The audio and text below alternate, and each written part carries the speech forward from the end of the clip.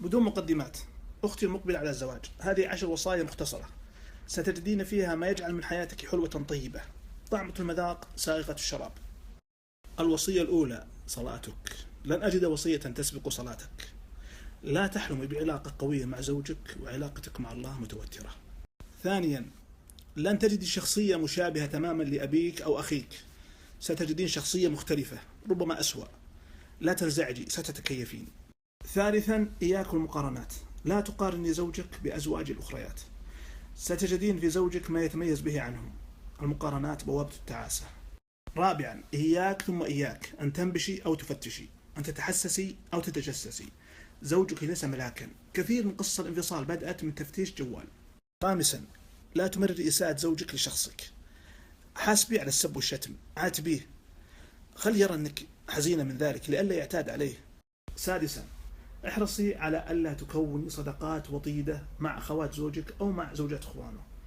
الرسمية حلوة، أنا رأيت أغلب المشاكل تنشأ من هذه الصداقات. سابعا: لا أجد عذر للتي تنشغل ببرامج التواصل الاجتماعي انستغرام سناب وغيرها في مقتبل الزواج، هذه الأمور ترى تحزن الزوج جدا. ثامنا: الرائحة هي أعظم طارد أو جاذب للرجل، انتبه لرائحة فمك والأماكن الأخرى خصوصا في الأوقات الحساسة، رأيت من يبحث عن امرأة أخرى من أجل ذلك. تاسعا: اجعلي بيتك حصينا، لا تنقلي أسراره ولا تفشي أخباره، الشكاية تفتح الباب للجاهل وللحاسد وللشامت. عاشرا: اهتمي بفراش زوجك، لا تقصري معه في فراشه، ترى المعاشرة من أهم أهداف الزواج، ترى كلمة مال خلق قد تسبب لكم مشاكل. أخيرا أخواتي، مخطئ من يظن أن كل المشاكل الزوجية لها حل يلغيها، بعض المشاكل حلها أن تتكيفي معها. دعواتي لكم بالتوفيق ولا تحرمونا من تعليقاتكم.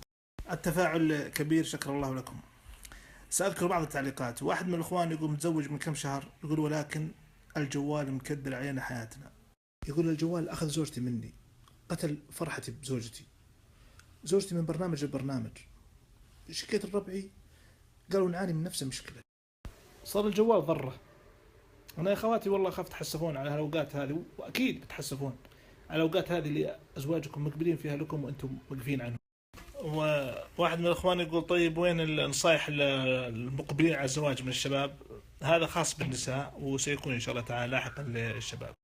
كذلك عدد من الأخوة يقولون نريد هذه السنابات في مقطع واحد، ستجدونها إن شاء الله غدا في قناة في يوتيوب، وكذلك موجودة المقاطع السابقة. وهذه واحدة من الأخوات تؤيد العلاقة الرسمية مع أقارب الزوج.